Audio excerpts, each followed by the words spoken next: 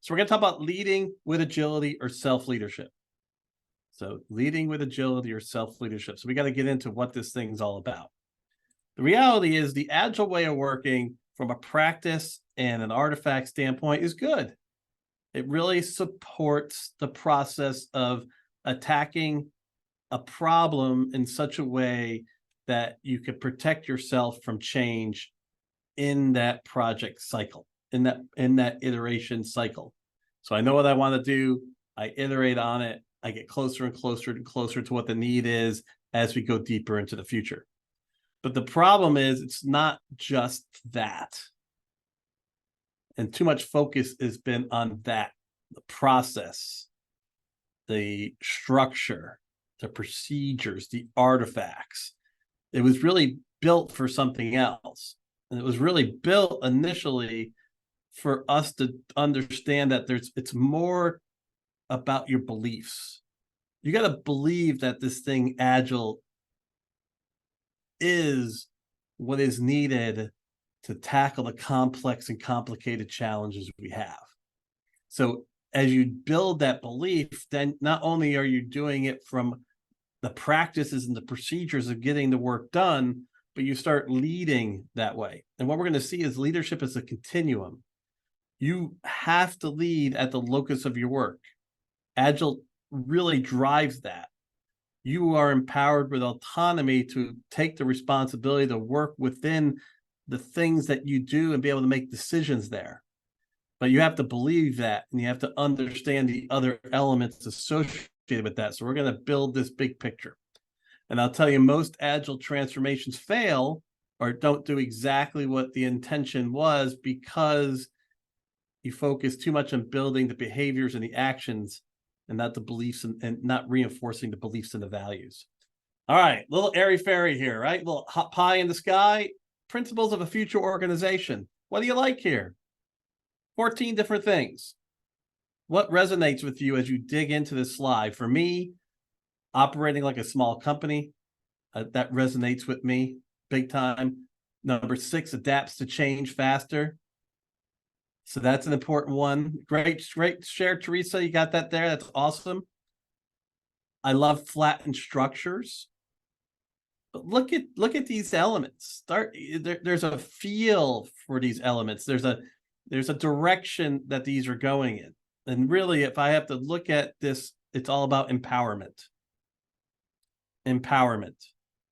And it's going empowerment down to the work.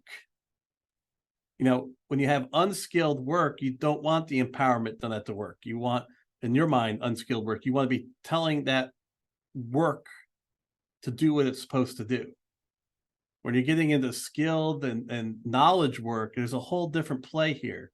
And the problem is, it's driving me crazy, but the problem is that we still try to look at knowledge work in a mechanical way. And that's why you start seeing the breakout. So where do you resonate towards as it relates to this? Do you resonate towards all of them? No, some level and shape I do. Now, where are you at in your current situation, your company, your current company state? You know, where would you like to be? Where have you been in the future? So, but this is where things are going. And in this model, there's a lot more about you. And the you in Agile is very important. So as we are reinventing organizations, what we're trying to do is reinvent in a way that we get the most productivity out of the you. So Craig's second here, while it's a challenge in getting buy-in to create psychological safety, is a great way to drive towards innovation and removing organizational silos. Yeah, so as you start looking at this structure, right, Craig, a great lead in, look at the power and chaos and the hierarchical. Both are fear-driven models. You will do it because you have to do it or you're going to get in trouble. Even the next level, competition profit, that's a fear-driven model in most cases. And what we have to say is that fear-driven models block our ability to create. It reduces the productivity of those in the environment. part of self-leadership and embracing self-leadership is to radically increase the productivity of the knowledge workers on that team. And psychological safety does that. But also, to get psychological safety, you have to have a structure that allows for that. And that structure has to be the ideas associated with more about helping, making people happy, more about allowing people to move and grow and do the things that they need to do, because those folks understand the core value, the core goals, and what the organization is trying to achieve. The first three, in a lot of cases, don't trust the worker. Even that third one, it's not about trust, it's about motivation. So I don't trust you to be motivated without motivating you to make money. And now what we're seeing is that drive for money is not necessarily the push point for someone to stay and operate at their highest level within organizations. And we'll get to a slide on that coming up here pretty shortly. So looking at reinventing these organizations, and the thing is, we're not all CEOs here. We're not all chief HR officers, CHROs, or what do you want to call them? But we all are empowered to begin to look to tie to organizations that operate in the way that we want to operate, so that we can provide our maximum amount of effectiveness, that we can actually be actualized. And that's what self-leadership is looking for, the ability for the knowledge worker to actualize themselves within the confines of work. Being happy is one thing, but happy always concerns me, because you might get into what's called that yellow zone of, you get comfortable being comfortable. What I want is actualization. I want someone pushing out beyond and making themselves more than what they thought. They're actualizing their full potential. So the next step in this whole self-leadership thing is there needs to be an embrace around business agility. So as you're driving in the direction of self-leadership, understanding business agility is really the critical foundation for jumping and growing into self-leadership. Now, you could do self-leadership regardless of whether you're practicing business agility, but certainly if your organization is looking at implementing concepts of business agility as it relates to their way of working, then self-leadership fits this very well. And as you start seeing more of these slides, and there's a lot of stuff on these slides, you'll see that. So you probably know that they're not all my slides, but I love these. I love this information. Focus on some of the core aspects. And we'll look at those 1, 2, 3, 4, 5 elements in the circle. That's where you're, as someone who's driving into business agility, that's where your beliefs and values have to connect. An organization, if they're saying they want to drive towards business agility, then we have to look at those core values. Does the organization have those core values? And are they actualizing these things? Are we truly customer centric to the point that, you would give something free for the customer if they have any type of issue, or whatever that customer centricity is, even if it's going to impact the bottom line? What's the long term associated with that? People first, again, the idea of psychological safety that Craig brought up. Flexible operations. Things just you can't lock in. You can't lock in when things are hot. It's like molten lava, right? When things are hot, it's tough to lock in. Everything's fluid, right? With change the way it is, the way it continues to be, things have to be flexible. We have to be comfortable with that flexibility. Value-based. I mean, to me, that's the number one thing here, is truly understanding value. I struggle with that every day as it relates to what I should be doing in my VP and GM role for SoftEd to drive what is needed. What's the value? I've got a certain amount of time in the day, and I have to produce this value. How am I using my time to produce value? And that's something that, if you have time to work on and study on, that's something I would really dig into, because you got to start thinking about the waste. How much waste in that box where you're doing something that doesn't create value? And so people talk about this as reevaluating the things you do, and then does it fit your main thing, or does it not fit your main thing? And the first step in that practice is being self-aware enough to say, okay, all right, what value am I supposed to be creating? And then let's look at myself objectively. Have I been working towards that value? So one of my values is generating revenue, right? I have to generate revenue for SoftEd. That's part of my job. But so why am I doing this? I'm doing this to drive awareness so that if you have an opportunity to look for training, you remember SoftEd and you come to us. So that's my connection. That's why I would do this free thing, take the time to do that. So you have to start looking at your jobs and your functions and start making some of those connections if you can. Okay, so this is a a messy slide. I always tease Shane Hasty for this slide. But you're going to start hearing these things more. Big time on the left is the no projects mindset. This ties back around to the product mindset. These two are wrapped in the same wrapper. You can see the different mindsets. Really, no projects is about outcome. With the no projects, people thinking projects is about output. So they are different. Words are powerful things. I think we forget this. What we speak ties to our heart. What we speak drives people to be motivated or unmotivated. But this idea of outcome and output, they're different. They drive different tendencies. So certainly a value-driven and a customer delighting organization is going to focus more on that no project side if they can. Hierarchy is the tool that's used for flattening organizations, allowing people to lead and adjust within the team structure and jump between teams and teams and teams and teams and teams, depending on the situation. And then you have these other two operating mechanisms. The key thing for me is that as you go down the pathways for self-leadership, these are things you can start asking as you may be interviewing for a job, as you're moving into other areas. These are things you start asking as it relates to how the organization is going to be structured in the future. Are we going to move to a no projects mindset? Is there elements of hierarchy in our organization, driving true self-organization? This idea of being open. It's about not just the budget, but attacking the need. I mean, I have to look at my plan, I do, but ultimately I'm just trying to tackle the need. And then my my strategy is that will fulfill the budgetary obligations. And the reality is anybody who's doing their job right and not making budget, in most cases, they don't have anything to worry about. There's so much to that budgetary process. There's so much fixed mindset to building a budget. It drives me crazy.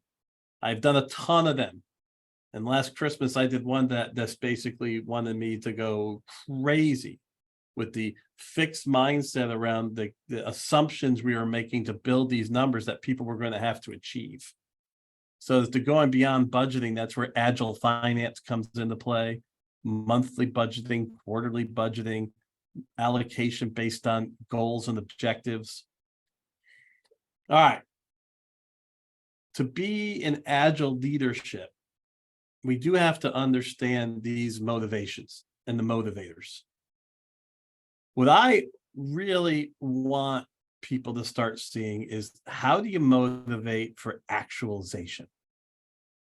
Actualization, there is an intrinsic element to that. The element of feeling valuable, the element of having purpose, the element of feel like I have some control in what is normally a very uncontrolled situation. It's almost like I got chaos at home, but at work I'm empowered. There have been many times in my career I felt more comfortable working with the empowerment level I had than the chaos at home. Not that I didn't love the kids, my wife, the whole bit, my partner, whatever words we should be using these days, but the autonomy. So where are you at? Where are you at with yourself? How are you analyzing yourself here? How do you see the motivators that are going on in your current organization? So more on Agile budgeting. The best thing, CISA, to go to is go to IC Agile, International Consortium for Agile, and look up their Agile finance certification and read the learning objectives and look at some of the primary resources they used. AICPA is doing some work around agile finance as well.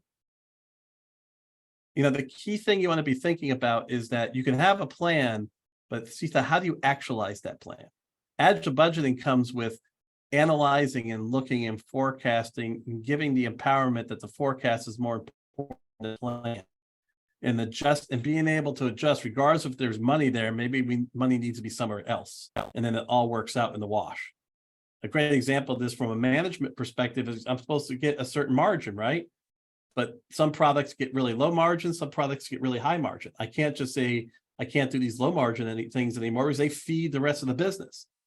So being able to show that aggregate picture and being able to be flexible around that. So there's no more carrot and stick concept here. People are not going to allow for that. If there is, they move on. The coercive method is breaking down. And if it's still there, it's within companies that cannot move fast enough. So you have to look at motivation. One, you have to see, how do I help others? Because we're going to get into adaptive leadership. How do I help others drive and look at these different motivators, different ways that we're motivated to get to that actualization point? And what about me? It goes back to the airline example. When you're, if God forbid, the masks come down, right? You're supposed to put your mask on first. In these structures, we never thought that way. We want to help somebody, and then we just expect leadership to tell us what to do when we should put the mask on. We have to be ready first. In these scenarios, they don't work unless each individual is ready to take on what is necessary to make the structure work. So what do you want, right? So if you're in self-leadership and you're looking at what do you want, are you honest with yourself? Are you honest as others around you to achieve that self-actualization that they're looking for? The mindset here has always been on first. It's important. But you see what happens. I have decided that I'll take less money for more autonomy. I felt that although in a bigger company, I could make more money, have more benefits, my concern about the structure, the metrics, made me drive more towards smaller companies. Now, can a bigger company build out some of the elements here? My hope is yes. I did not take the time and effort to go ahead and do that. I went ahead and kept down my path. But those things mattered to me. So I was willing to take less money to get that autonomy, to feel like I had the responsibility, although it is stressful. And the sad part about it is that we still operate here. Are you operating here? When you lead, are you operating here? When I started my career, this is where I was, man. Absolutely. I was like, get to the ladder, get to the corner office. I want the money. I want the route. I want to tell people what to do. And that power that comes with it. I mean, it took me forever just to basically understand self-organization. I just didn't grasp it based on where I came from as it relates to work. And I was very much in this left side. So thinking about your team, how you're building effective teams around this. Remember, you could do this at the team level. A decent salary could be a bonus for achieving a project. All right, that's important. But what really is important is I want to be in that project team that I have autonomy. There is ability to discuss and debate, and I can build my skill sets. I can actualize on that team. And I might not make as much money working on this project, but I get more out of it. And more people are making that decision. I think it's a wonderful decision to make. I get more out of it. You know how much more productive an organization is going to be if each person was like, I get more out of that. I get more. So really, as we make these transition and mindsets, because it goes back to beliefs and values, as you're looking at self-leadership, this benefit idea, the idea of quid pro quo, the idea of paying it forward without feeling like we're obligated to do that. I want to serve. I want to help others. I want to help my customers. And in doing that, I will grow. I will be more successful. This is the foundational mindsets that you want to get to. But the problem is, going back to the idea of the hierarchical structures, the competition organizational structure, driving on bonus and salary, you get fixated on the fixed side. And you basically use your experience as a transaction. And that experience is what's going to kill you. This whole thing I'm talking about is driven by change. If you ever heard me speak before, you'll know that from my standpoint, we don't need this if there wasn't change. If there wasn't change, we could operate in fixed constructs, getting work done and following processes and procedures. But because of the pace of change, those structures and mindsets break quickly. And that's where the pain you get in broken companies and falling careers and things of that nature. So this not only ties to the company you work for and the work you do, this also ties into your career, because you can't keep operating with a fixed mindset that your experience is the transaction that will get you to better and better things. No, it's not.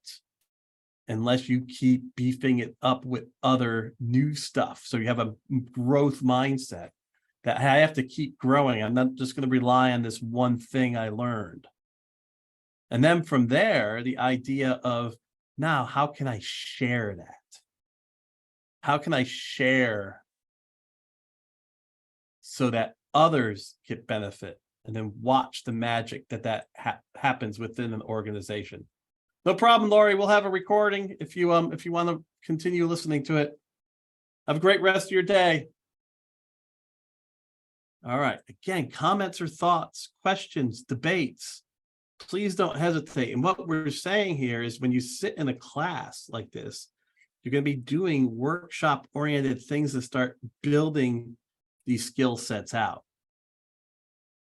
This is what you get, building those skill sets out. So we are going to continue to operate in teams.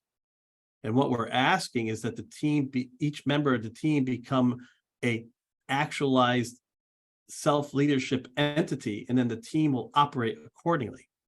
But you have to understand how to get to that high performance level. And at the very basics, we all know that teams go through forming, storming, norming, and performing. At the individual, group, and team level, as you start getting comfortable with one another. But you have to build the skills to do that, because you want as diverse a group in that team as possible. The more diverse, the higher performing that team will be, because you'll come up with different ideas. When I talk about diversity, it's also not just identity diversity, although that's important, because identity diversity does feed into cognitive diversity. Bringing in people with different ways of processing information, different heuristic patterns. And if they're different, they can bang at each other. That's why the storming phase associated with performing teams can be difficult when you do that.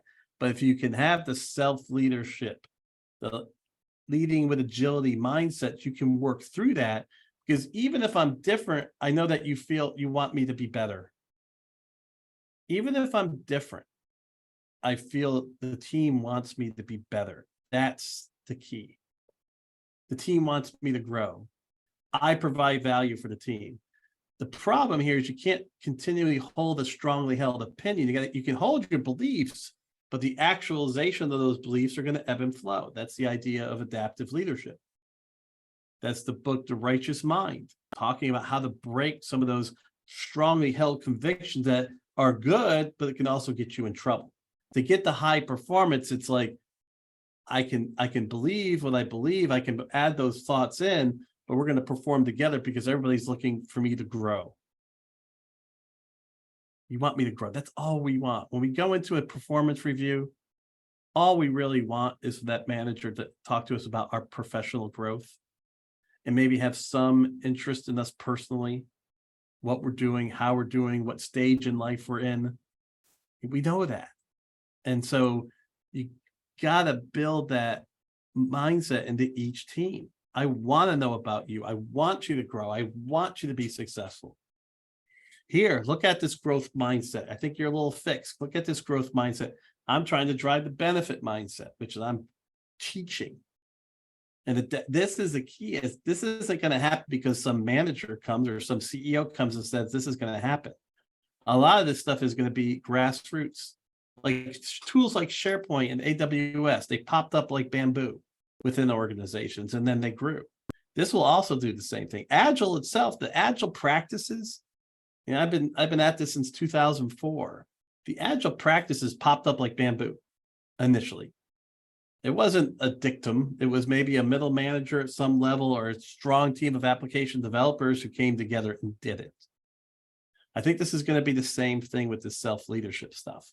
But it's good to understand, you know, where the dynamics are between team responsibility and management responsibility. You know, we get to this idea of self-governing teams. Even self-governing teams are ultimately have to have a higher level overall value, belief, direction from a corporate perspective. But as it relates to them doing their work within that team, absolutely that team, it is possible. Absolutely, it's possible. You know, is it hard? Yes, because here's the problem with this whole slide. This is the basis of the first 2 or 3 slides. We as humans rather have a representative form of leadership. We're more oriented toward being pack animals, where there's a leader and then the pack follows. And that's the element of this thing I always call learned helplessness. It's kind of built in us that this is what we should, we pick a leader and then we follow that leader. So we tend towards the left side of this.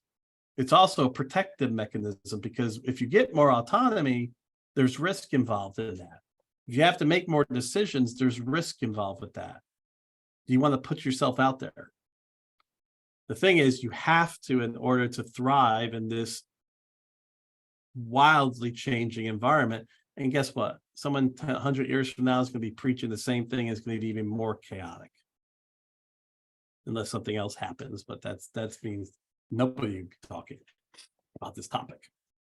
So, as you know, this is the bedrock of the Agile way of working in almost any flavor. Certainly a bedrock of Scrum. Certainly a bedrock in SAFe, and any form of lean. So getting and understanding this is important as it relates to self-leadership and as it relates to team dynamic leadership in general. So what we're looking at is we're going to end up with a lot of these cross-functional teams.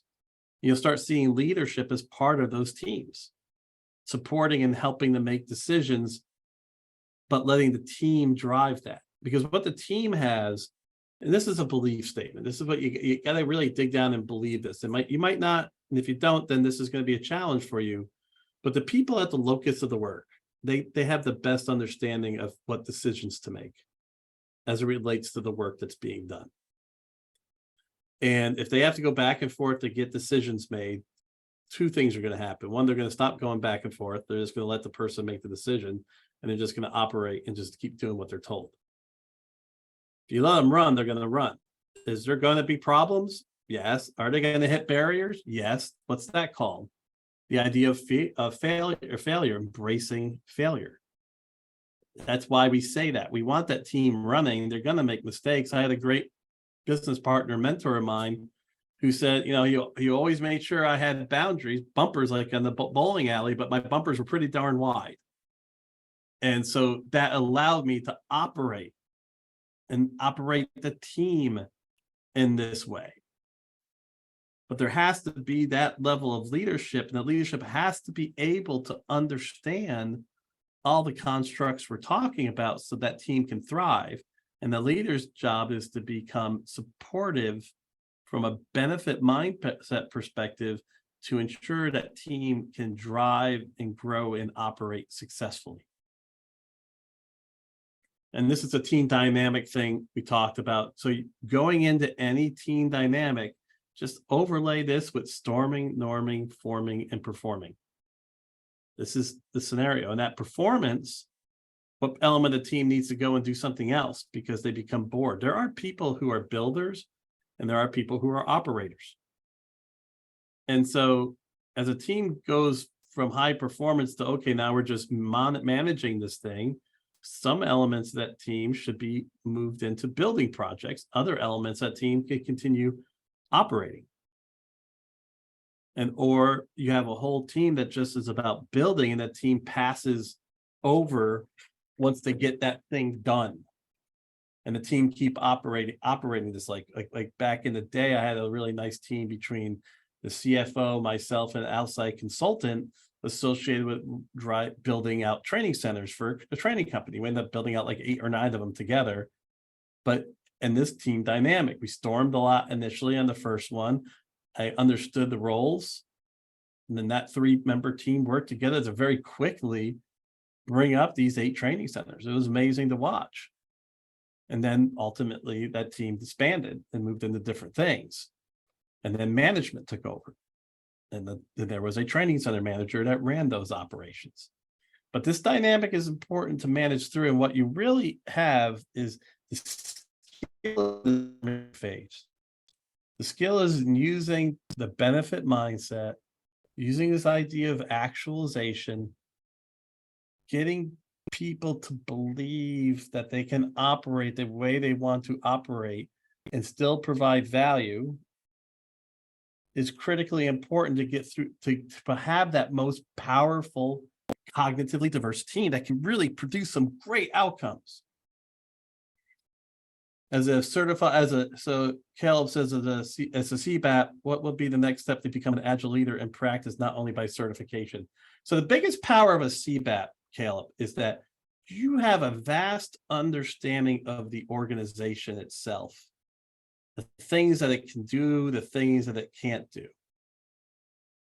What you want to do is build the reputation using your referent power base to begin getting involved in the decision-making around what the company should be doing.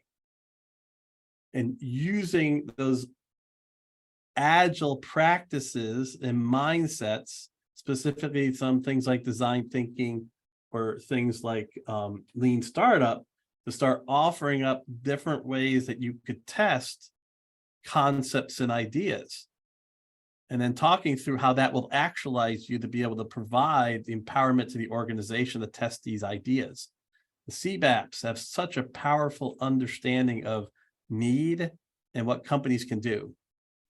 So that's part of my thought. I would say you go up the ladder, as not up the ladder as a leadership, but up the ladder as it relates to start of the project, the solution architect phase, and testing different scenarios. And Pablo talks about agile practices is like democracy, both needing a lot of educations. Yes, so pure democracy, not representative democracy. But you're right. Ultimately, it's very basic in some ways, but it's very difficult because you have to operate on your own without a bunch of rules. You operate from belief. We are more focused on operating from rules. And those rules are what get people in trouble. That's the problem in change. The stricter the rule structure, the more the rules break down when change happens, because you have to adjust the rules, but you can't do it. So you don't know what to do because the rules are wrong. That's the problem. It's not that in general rules are bad. They're neither bad nor good. They are. But if they're fixed, and that's how the organization operates, when things change to break down those rules or those structures, the organization isn't prepared to deal with that. So what we're looking at is as democratic, Pablo, you see here, we're looking at some of these leadership styles. We're thinking, okay, how can we put some of these leadership styles into action? Which ones fit this mindset of self-leadership? Which ones don't? You know, certainly autocratic isn't going to fit. It's a structure fixed mindset way. Bureaucratic isn't going to fit. It's a structure fixed mindset way. Both of those operate as if the leader knows everything, philosopher king concept. The bureaucratic operates as in, I can only trust at a certain level, so I'm going to keep having checks and balances so that ultimately someone else is looking at somebody else's stuff, somebody else is looking at somebody else's stuff, somebody else is looking at somebody else's stuff. So which ones of these do you think you need to grow into? Which one of these do you want to put into practice itself? A lot of Agilists talk about servant leadership. This is getting towards that benefit mindset. I have a little bit of a problem with servant leadership because the connotation of that is I serve and I don't do anything. Leadership does stuff in this environment. Leaders are obligated to understand the direction of the organization. No problem, Belinda. Glad I can help. Leaders have to build those goals. Leadership has to build up people. Let them understand where things are going. Look back out and see if that's the right direction. Articulate why it is or isn't. Because what I want the team is going to make me successful, not me. I can't do it all. So servant leadership is great in the fact that I want to support those around us to be better. But I think in a lot of cases, there's the element of, okay, you still have to do something. And that's why we're going to get the one I think is better suited for this agile way of working. But look at these traits. What is a healing trait? If you have to have a healing trait as a leader, what does that mean? Have you ever had a leader that had a healing mindset? And what did that look like? I just had that experience recently with an owner of a company and a healing mindset. I had errands. That was my thought when you really look at it. It's like, do they do something? And I think people can get carried away that all I'm doing is helping others. There is a higher level opportunity. You lead from within by doing stuff. Interesting. So what you want to look at here is, have you had a healing leader? That's an interesting one. I have. It's pretty powerful. So this is not bad. It's just there should be another element on top of that, and that's the action and activity. So this host leadership model really starts getting me to get excited because the leader has to start things. You have to start. You have to be the catalyst that gets the motion going. The team is operating. The team can't operate and then be a catalyst at the same time. It doesn't work. The leader is the catalyst. It gets things going. Then you're inviting, okay, here's the things we should be doing. Here's why we're doing it. Let's bring these people in. Let's do this. Let's have this team. What do you think? What team should? Then you create the space for it to operate. You're breaking down barriers. You're going to have to make tough decisions. You're participating. You are engaging that team. You're coming back in. You're supporting advice, coaching, ideas, direction. Hey, what about this? Hey, what about that? When I ran ASPE, the company I own, I jump in and provide my thoughts. And I always say, you do what you want, but here are some ideas. Here's some things I would do. Hey, can I add this? So it's you want to serve, but you got to also serve because you also have to create and engage. The new Scrum Guide and other literature is moving from servant leader to leader who serves because of these points, addressing including yes. It's not you serve the others around you, but you also initiate. You also participate. So I'd like this board because it really provides more empowerment to, I lead this way. Because we all want to have some actualization. If all I'm doing is serving, we all have ego. So it's not possible in our human condition to do that. So now, I'm an initiator too. I look and find where we should be going. I use people like Caleb to help me figure out where I should be going and why. Then I invite, then we attack, then I break down barriers. But ultimately, here's the skinny. I'm a huge adaptive leadership guy as the core crux by which self-leadership works. So this might get all confusing in some cases. Adaptive leadership is a way of working built by Heifetz and Litsky, the book Practical Adaptive Leadership. It's a way of working in highly changing environments, and it ties into natural systems. How do natural systems change, and how can we mimic some of the elements of those natural systems? and I can get into all types of challenges associated with that. You can be adaptive and be a host leader. All the elements we're talking about, all you're doing is you're thinking more around these things, the future. An adaptive leader mantra is the status quo is an invisible killer. It's about teaching. Pablo said this whole construct is based on teaching others, sharing, not only by example, but then by coaching and support. So adaptive leaders, I'm going to learn. So I have to constantly learn. My experience actually depreciates. We have been built by the college system, by the certification system, to get tighter and tighter in our myopic look at something. That's true if the knowledge appreciates. What I'm telling you now is that your experience depreciates. You have to see it as that. So you have to understand that you have to augment that. You have to add to that. You have to continuously learn. And then adaptive leaders, they hold themselves accountable. Look at, I'm going to hold you accountable. What does that mean?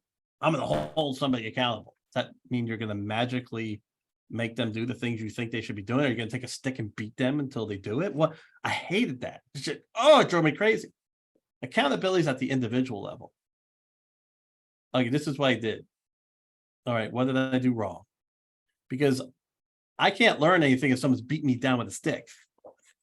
The only way accountability works is I'm going to be accountable to the group. And then that way I'm going to be honest about what's happening. You know, these are a ton of behaviors. This behavior world drives me crazy, but I think it's, it's a good thing to look back at. But you can look at some of these understandings. So you always want to look at the why of why you're changing. And why, in understanding why change is difficult. Adaptive leaders understand the cognitive dissonances that occur in complex work structures. It's not that people are jerks. There are preset conditions in our brain that affect our ability to change. Understanding that is very important. An understanding of why these gaps exist. I get through pools of knowledge will we figure out how to fix these things. It's not about me. Everything I do is a test. At some point, something will become repeat and scale. Great, but everything I'm doing is a test until I can see whether it can repeat and scale. Courage. I'm just going to do it. See what happens. The basis of self-leadership is self-esteem. The more self-esteem you have, the more self-leadership you have, the more courage you'll have to be able to do the things that I'm articulating here to empower organizations so that if something goes wrong, you will find a job. You will find a job. Losing a job for us is like death. Adaptive leaders have to deal with the concept of casualties because in order to face change, there are casualties, and an adaptive leader might also be a casualty. And we also know that with all this comes fear. So we have to understand that failure is good, that we might have to move on to something else if it doesn't work. Constantly learning. So the only way to face change is by focusing on the future. So here's the DNA. What is this? So what you get at when you say something's in the DNA is just, I do it instinctually. That's the highest form of learning. When you get to the point that you can do something instinctually, that's when it's in your DNA. Malcolm Goldsmith said it takes 10,000 hours of practice to make something instinctual.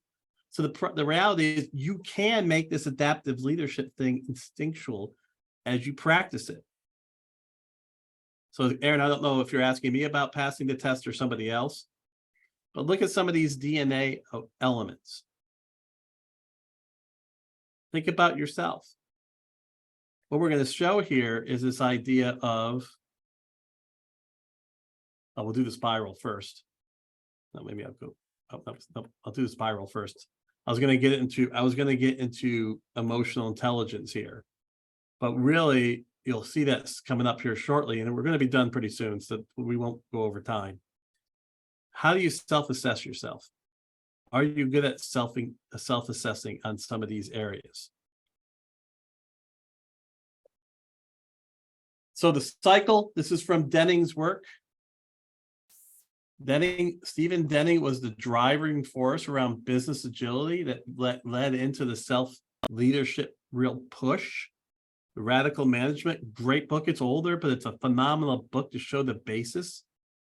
Ultimate and adaptive leader is about everything circles around delighting my customer, whether it's an internal customer or an external customer. From that will come return.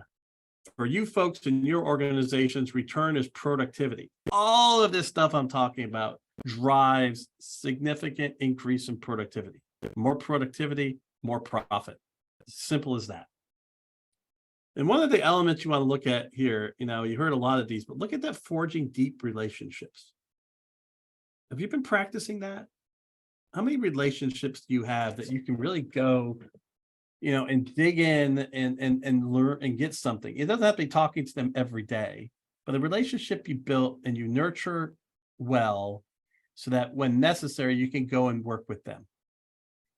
Because we're all going to share. That's the benefit. I want to share. Sometimes I need to share with us. Sometimes I need, sometimes I can share. That's critical in how this system works. It's not about hoarding. You hoard, you die in the system. So you got the 5 practices of adaptive leadership. Or sorry, not adaptive leadership, appreciative leadership. Sorry. Appreciative leadership. So here's the skinny. You're not going to run your whole way of leading by appreciative leadership, but there are elements here that you can really pull from. Because again, it's about benefit. I want to help someone else. Appreciative leadership is the basis of benefit mindset. Thank you. How many times have you said thank you? When do you say thank you? And do you do so sincerely?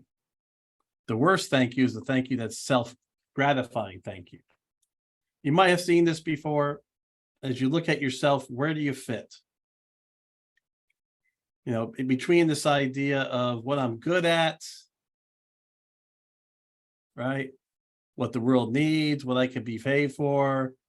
You might be a really good salesperson, a phenomenal salesperson, but you don't believe that's what the world needs and you don't like it. So you're gonna say, well, I could be paid for this, but maybe it's better if I become a sales support engineer or I become a customer success manager because that's better for me. But that ties and connects with my purpose, because then you're starting getting into purpose elements here. My base purpose is to help people, whether it's free or it's paid. My base purpose is to help. And then from that comes benefit. From that comes a feeling of purpose. I think I'm good at it. Sometimes I can be paid for it. I really, really enjoy it. I think the world needs all of us helping one another. So that, looking through my mindset now, where are you at as you process through this thing? So the actualization is, I get into training. And I've been doing it now for 30 years. I couldn't conceive of doing anything else, although it's a horrifically competitive, extremely challenging business. So do you have your head around emotional intelligence? This is the basis for being able to check yourself. This is a checking system associated with working in a self-leadership way. Remember that self-confidence piece.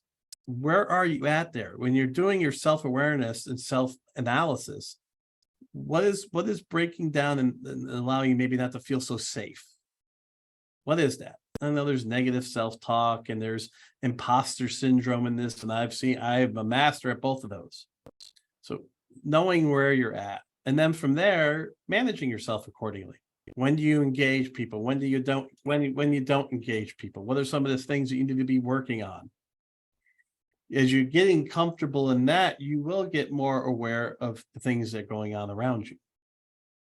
And as you get more aware of the things going on around you, then you can manage best. What is it? What is it again? Got to put the mask on first. In this model, you have to put the mask on first. You can't do anything in this model without supporting yourself first, because the whole thing starts with you. Yeah, the slides will be going out after the session, as well as the codes for PDUs and all that great stuff. All that great stuff. I love it. So, the responsibility process. Responsibility is, gosh, the hardest thing. You know, when we first go off on our own, you know, we have a tentacle attached to our parents in a lot of cases. Not all of us are like or have that because of life situations. And for those that don't, I mean, they're at the responsibility level right off the bat. But where are you at? You know, too cool for school, snipers, they live in that the denial, blame area. That's where a lot of the conflict happens. There's a lack of ownership there. There's a lack of autonomy there. There's a lack of self-esteem there. They're probably doing something they don't love, and they might be doing it for money. This is where leadership comes in. I'm not going to be airy-fairy to everyone. I'm going to understand everyone and help them, including maybe helping them move to something else and giving them this sense to understand that. When you get into shame, you know, that area is, oh my God, how did I put myself in this situation? I need to stay here because I have no other choice, but how did I put myself in this situation? Then you'll jump to quit if it's gotten to the point where, you know, I'm going on something else. Something else has got to be better.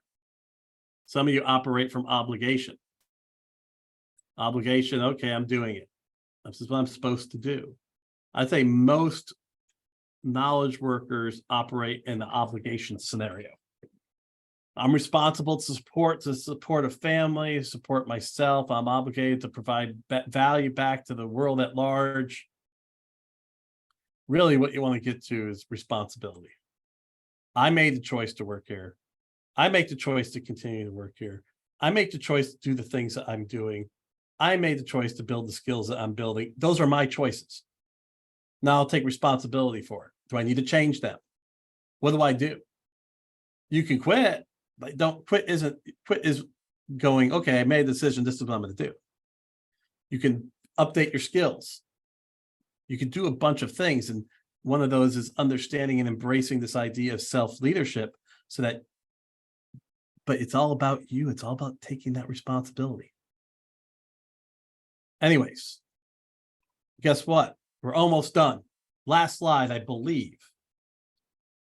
So, well, we want to look at leading in these complex environments.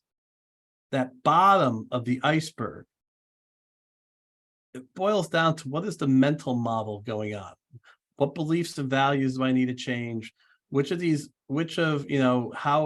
can I really build out those beliefs and values? And then the structures. Okay, am I going to be doing a little bit of servant leadership? Am I going to be doing a little bit of host leadership? Am I going to be putting this type of system in? Then the analysis and the actions. Most of the time we just see these things on top and then we react to these things. Really what we want to do is understand why this reaction is occurring and start from the bottom up. And the way you test different models, you test different structures, and then you're training and supporting at the same time. And with that, we got a comment here. So ultimately, Caleb, what you want to look at is everyone's accountable. You're accountable at the locus of your work. You're responsible at the locus of your work. Ultimately, the leader is responsible for the operations of the entire entity. And they can take different approaches to that as we're talking about, but they're accountable to all the stuff that's going on. They're responsible for all the stuff that's going on. But to be responsible, means also allowing others to do it and trusting that they'll do it. So I went over that that diagram with the arrow going up, you get that continuum. And ultimately, when I ran my company, I was responsible and accountable ultimately because, I had to make those decisions on direction, decisions on, where we should be going and why we should be going there with input. But ultimately, I had to trust the team to make that happen. And my responsibility is to ensure the teams could do it. We could talk a lot more about that, Caleb, but that's, you're getting into interesting concepts, but each person is responsible and accountable at the locus of their responsibility. You have that, you have powerful success. So the slide, I'll go back and show the slide real quick, Leslie. Yeah. Hello, flies. I think I kind of quickly went over that one. And that's done with the formal part of the presentation, by the way. So what you want to do is if you have any questions, let me know. But here's the slide. So what you're trying to get to is in this complexity level, I'm looking at the mental models of the structure. I'm responsible for those mental models of the structure. I'm responsible for how things get done in the processes. Did I put that fixed process into place? Did I bring a growth mindset to bear across the entire thing? Some of us might be responsible for certain pieces in certain areas of the organization. So anyways, this is kind of what you want to be thinking about is the best way I like to say it is it's a lattice of leadership. That lattice of leadership is where are you responsible? Where are you responsible? Are you responsible in that area? Are you autonomous in that area? And are you getting things done in that area? Based on your responsibility, and are you making that happen? Anyways, questions, comments, thoughts? It's exactly 1 o'clock. So feel free to take off and enjoy the rest of your day and get your work done. Thank you. Thank you, Shaka. I hope I pronounced that right. Thank you, Leslie. Got the class there. So that's a Leading with Agility's program. We got sessions coming up. I can give you a discount. You'll see that in the slides itself. Vancouver, love it. No problem, folks. I had a blast. Always great presenting. Yeah, Florence, I'll definitely see you at the chapter meeting presentations for sure. Love it. Thanks, Caleb. It was great. Everybody sharing their LinkedIn. I love that. Thought it was fantastic. Glad you all did that. Tina, no problem. Hey, thank you. I love that. Love it. Well, I'm stopping the slide and share, and I'm off the rest of my day as well. Thank you all.